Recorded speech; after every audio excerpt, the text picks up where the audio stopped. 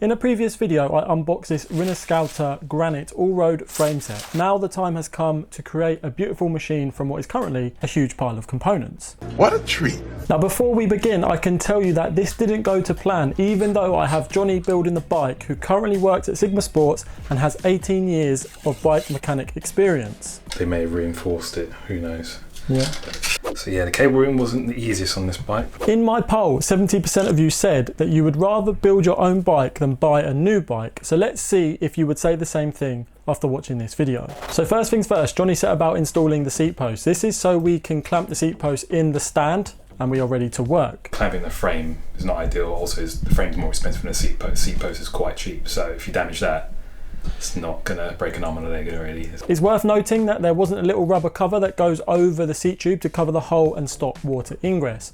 Now Johnny majestically lathered up the seat post with carbon grip to give the seat post the best possible chance at gripping and not slipping. He also put carbon grip inside the frame on both surfaces. This seat post clamp is placed inside the frame and then you tighten the seat post up with a bolt through the frame. Now I like this design because one, you have better access to the bolt, and two, you have less space around the entrance to the seat post where water can get in. No one likes a soggy bottom bracket. We can then place the bike in the stand and throw components at it left, right and center. Johnny also taught me a tip to leave the torque wrench at 0 once I've used it so that it doesn't go out of calibration. Yeah, I've definitely not been doing that. Naughty, naughty. Next, we are going to tackle the forks because we need to cut the forks down to the correct size. To do that, we need to do a test fitment. So the crown race went on the fork and we also needed to install the bearing in the frame. We're not going to grease them yet, hold your horses, it's just a test fitment. We had 3 spacers that came with the frame, a 5mm, a 10mm and a 15mm spacer. Now I wanted to go with a 10mm spacer under the stem to give me a more relaxed position as this bike is going to be used for commuting. Next up, we put the bearing cover on. So we've got this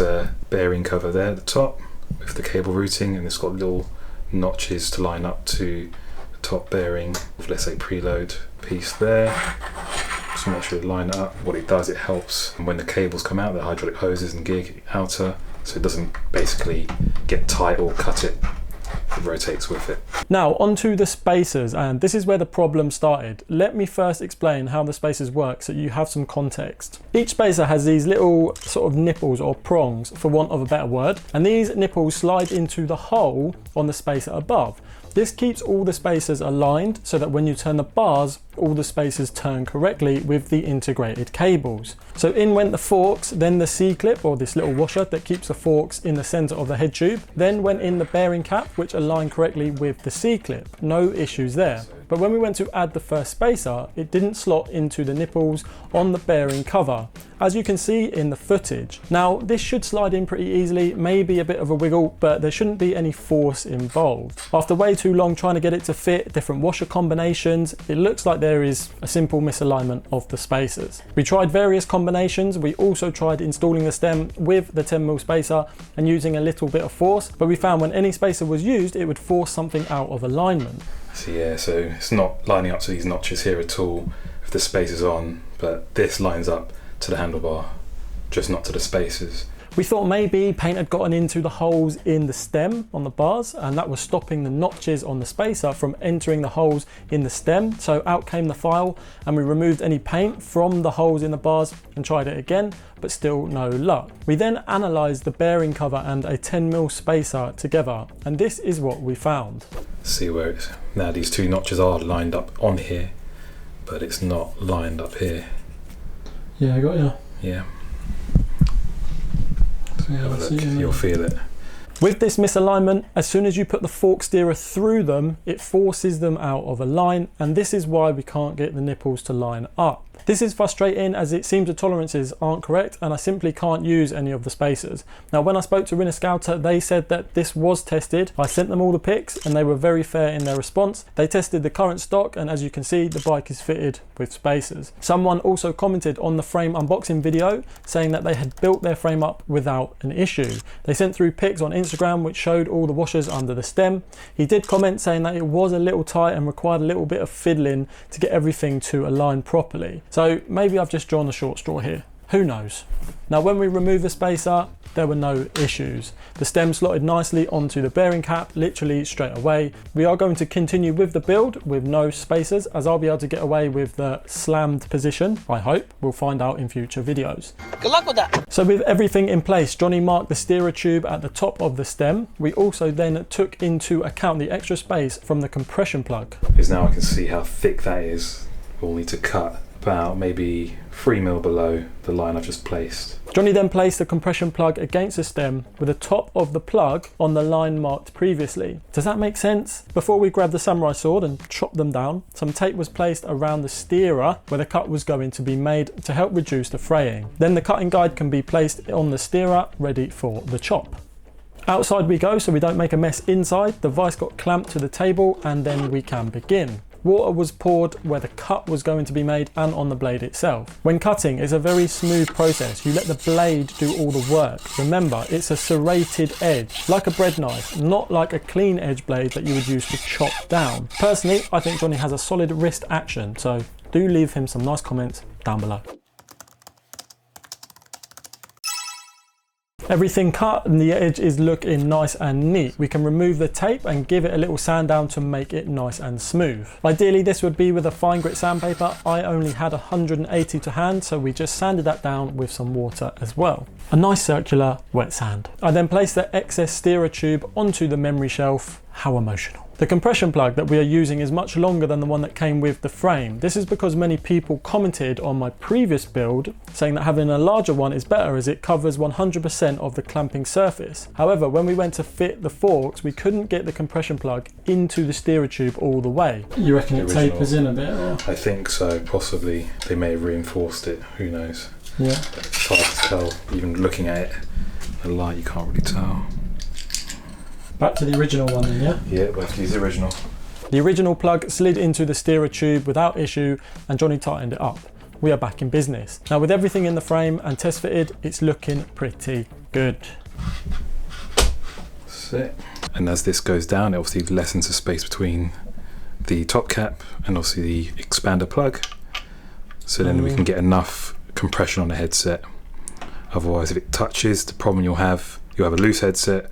Also, you could have this sticking to the expander plug, which can undo it if you undo this, which is not ideal.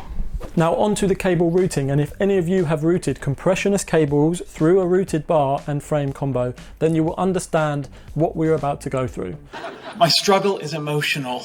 I am hopeful though that I can learn a thing or two from Johnny. Also, I forgot to buy some soft housing that goes on the outside of the housings inside the frame to stop any cables rattling, so that one's on me. To my amazement, the first thing that Johnny did was remove all the routed cables that come installed in the frame. Yeah, so whether you want to use this for something, maybe for cabling a bike at some point, maybe. Probably will.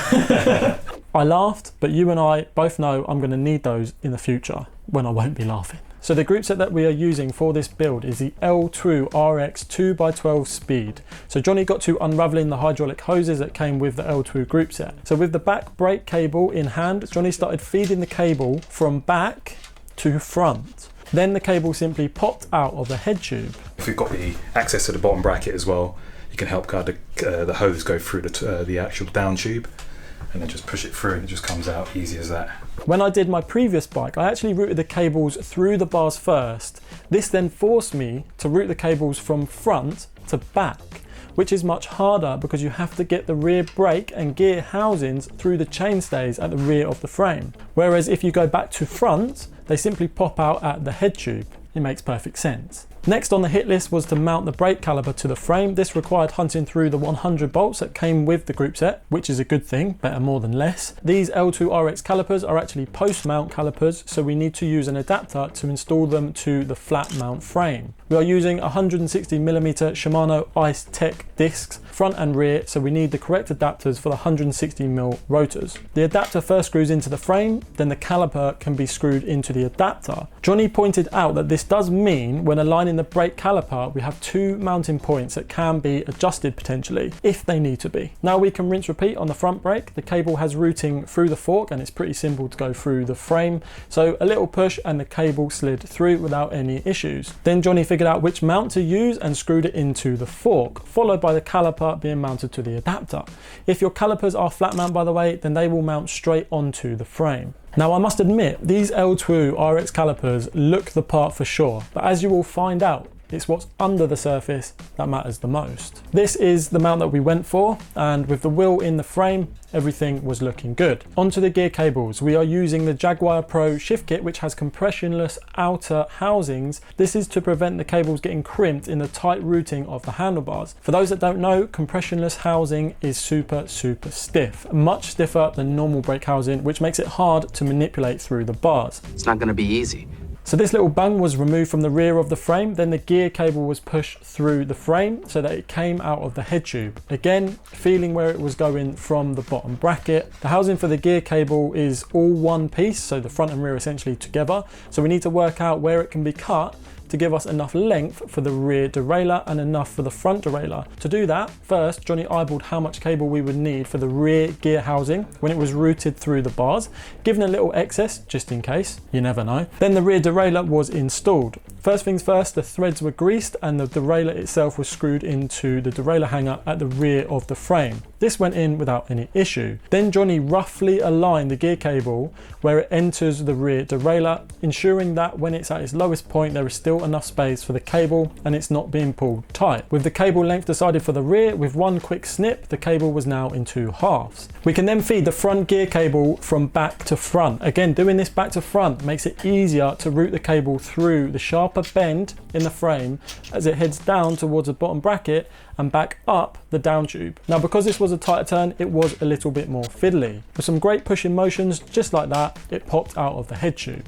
Now we can move on and install the braze-on type front derailleur, which mounts to the bracket that's already on the frame. A few points here. Number one, on this frame, the housing actually goes all the way through the frame and into the derailleur, which I quite like. Secondly, when mounting the derailleur, mount it high. That way, when you come to adjust it, you will only have to move it downwards, which slackens the cable, rather than upwards, which makes the cable tighter. Both derailleurs are mounted, and again, the visuals of the frame with this L-Twoo hydraulic group set are really nice. Will there be any hurdles around the corner? Next, we actually did the shifter and cable routing through the bars, but because of how the group set and routing panned out, I need to group all of that together to make it make sense. So instead, we're going to move on to the bottom bracket and crankset. First things first on the bottom bracket is to check the surfaces are free from any debris. Then Johnny checked all the cables inside the frame to make sure that the bottom bracket wasn't going to hit the cables or anything was going to get caught or snagged. Naturally, all the cables will move, but this is the final chance to check. Once the bottom bracket's in, there is no going back. Then a little finger of grease went into the frame. Interesting. Not loads though, just a small amount to help the bottom bracket slide in. So with the all clear given, we started on the left side bearing. Align the bottom bracket with the frame. You don't want this to be at an angle because that's going to cause you a big headache. Slow and steady wins the race here, my friends. There were a few tight spots with the left cup, but with two hands on the levers, Johnny used his 18 years of bearing installing power to push the cup in. With the left side installed, we can then move over to the right side and repeat the process. With a little grease on the bearing, in went the bearing press and Johnny put his rotational power to good use again. Although watching this technique reminded me when Johnny absolutely tore my legs off around Regent's Park without even breaking a sweat.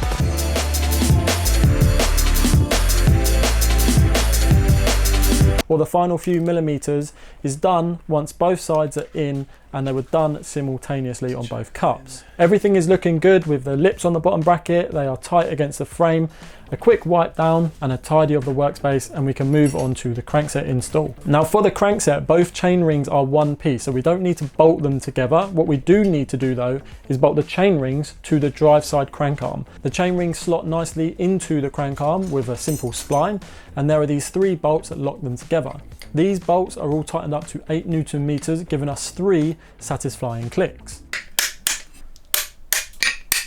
Is it strange that I find that sound really satisfying? Just me? Everything is then greased up, so the bearing in the bottom bracket is greased and the spindle is greased. We can then slide the spindle through the frame, give it a few love taps to drive it home, and she's in. The second crank arm is then placed onto the splines on the other end of the spindle. We greased and installed the bearing preload cap. This is to be done up to 1.5 Newton meters, which is essentially thumb and finger tight. You don't want to be gripping this and tightening it to within an inch of its life. The grip must be delicate. The 2 bolts on the non-drive side crank arm need to be tightened to 14 Newton meters. Johnny tightened each bolt a little, ensuring that they are tightened equally, not one bolt fully tight and then the other. Another thing I've learned, I'll add that into the knowledge bank. Let me tell you that part 2 of this build has some serious hiccups. Have to see what we can do to get this sorted. So click here to subscribe and wait for the chaos to unfold. I will see you soon in the next video.